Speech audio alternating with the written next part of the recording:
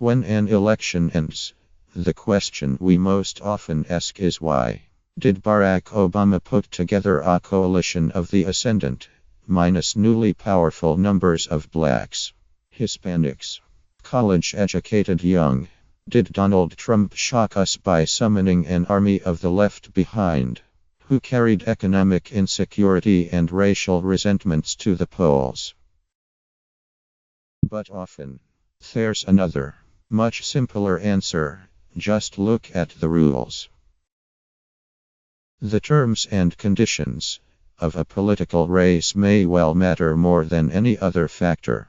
And if you really need a reminder of how crucial the rules of an election are to its outcome, how, for example, a candidate can win 3 million more votes than her opponent and lose, two current examples from across the Atlantic should make the case strikingly clear. In France, with a presidential election being watched around the world for the chance a right-wing nationalist or a far-left populist could win, the only certain outcome of the vote Sunday is that there will be no winner. The top two finishers will meet in a decisive runoff 2 weeks later. Then there's Great Britain, which will have a general parliamentary election years earlier than expected on June 7. To be exact, because Prime Minister Theresa May exercised her power to call a snap election. The entire campaign season will run about 6 weeks from start to finish, a length unimaginable here, where prospective 2020 presidential candidates are already checking flight schedules to Des Moines and Manchester. Either one of those systems would lead to radically different outcomes in US presidential elections, minus where a winner can, and often does, become president without a majority of the popular vote, and where the length of the campaign puts huge emphasis on finances, backing, media campaigns, and pure stamina. The French system is based on a simple premise. No one should lead the nation unless he or she commands an absolute majority of voters. If nobody achieves a majority in the first round, the two winners face off one-on-one. In the US, many of our elections for mayor, governor, House and Senate seats are held under the same standard. But our presidential campaigns aren't. They require a majority of the Electoral College, which isn't the same as the popular vote. While the champions of Al Gore and Hillary Clinton are painfully aware of the results this system can produce, the full story of how absolute majority voting would change American politics is nothing less than eye-opening. Since 1960, no fewer than 5 presidents have been elected, even though more total votes were cast against them than for them.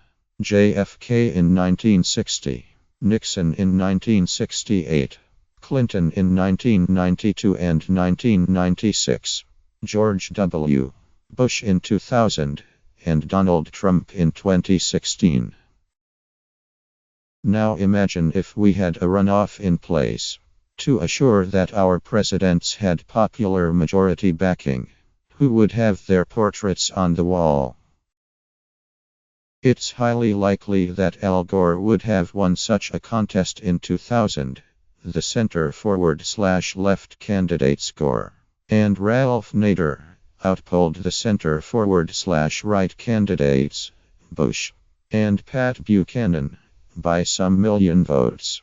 It's likely that Hillary Clinton, flawed as she was as a candidate, would have bested Trump in a runoff with voters who had chosen Gary Johnson and Jill Stein, or who had stayed home the first time, but now realized that Trump might actually win. Other alternate outcomes are foggier. Given the historic closeness of the 1960 popular vote, JFK had an official plurality of 0.1%, minus a Nixon victory in a runoff would have been at least plausible. There's a persistent myth about the 1992 campaign that Ross Perot's 19% of the popular vote cost George H.W. Bush the win. Although exit polls then showed that Perot voters would have split evenly between Bush and Clinton. So a Clinton victory in a runoff would have been the likely outcome. Even discounting for speculation, it's still striking that a different system would have given us Nixon instead of Kennedy, Gore instead of Bush, and Clinton instead of Trump, and likely some very different history. Now look across the channel to Great Britain, and the Prime Minister's call for a snap election. This concept is radically alien to us Americans, where fixed terms for office are more or less universal. In this case, May brushed aside her own promise not to go to the polls until 2020, arguing that she needed a clear mandate to proceed with the Brexit divorce from the European Union. Under a 2011 law, she no longer has the power to call an election unilaterally, as previous prime ministers did, but can still do so if 2/3 of the House of Commons approves, which in this case is a near certainty. Look at the advantage that snap elections give the government in power. Right now, the opposition Labour Party is hopelessly divided. A clear majority of MPs reject the party's leader, Jeremy Corbyn, who remains in power because of the broader party membership. Instead of having almost 4 years to regroup, the party must scramble to compete in constituencies across the country with a huge deficit of finances and even candidates. Moreover, a system with no absolute fixed terms means a government can pick its own moment for re-election.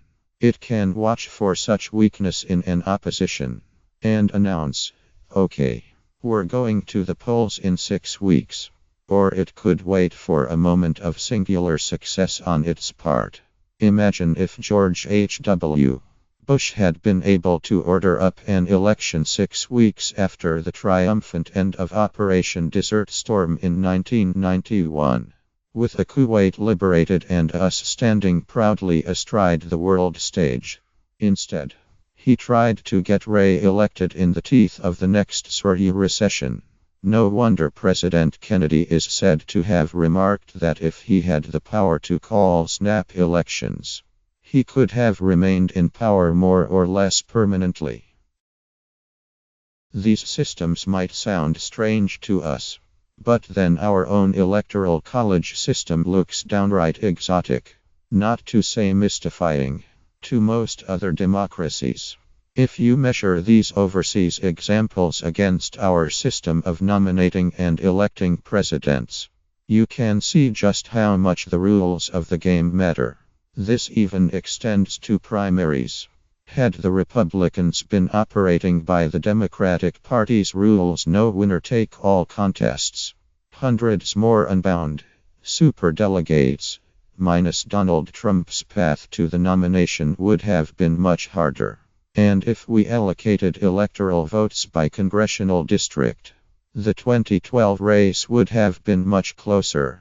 Romney won 226 districts to Obama's 209. It's a lesson at the heart of politics, one as clear as it is overlooked in so much political analysis. The rules of the road are often the most critical factor in determining who wins.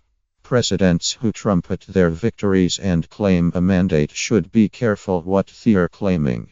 Often it's the rules, as much as the people, that put them there.